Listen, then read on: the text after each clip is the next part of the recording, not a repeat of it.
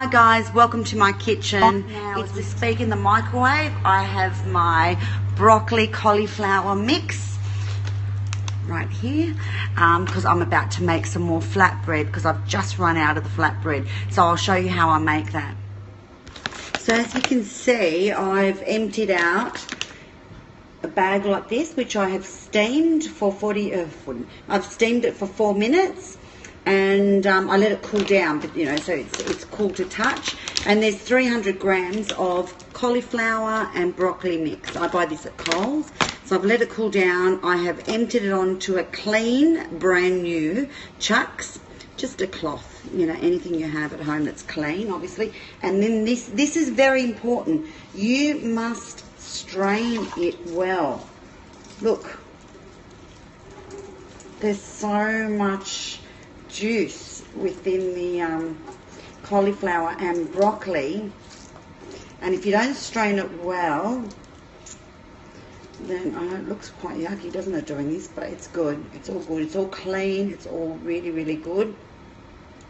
And I just strain it really, really well, so there's not much juice in there, and then I just add to my mixing bowl.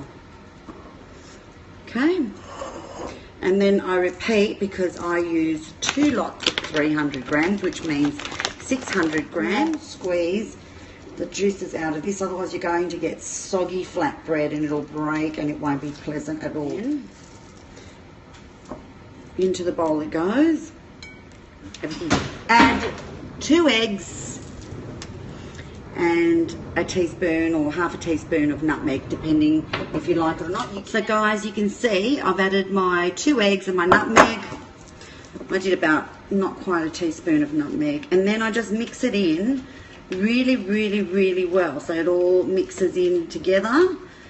And that's basically it. I really mix it well with my spatula because the spatula really gets in there and mushes it all well, and it's all nicely binded together.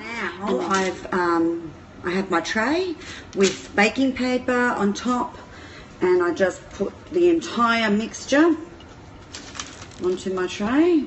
Very nice and loud. And then all you do is, using this spatula, I just work it and pat it down so it's firm together but without any gaps and holes. Yeah, you've got to make sure that there are no gaps, and it's kind of like painting, and it's very therapeutic. And I just pat it out until I have the right thickness, and I don't like it. It's kind of like half a centimetre thick. It's not quite a centimetre. I don't like it too thick. It becomes a bit too, a bit soft in texture. I like it nice and fine and thin. And that way it kind of becomes a little bit crispier. And especially when you toast it. And what I do is I just shape it nice and square, like this.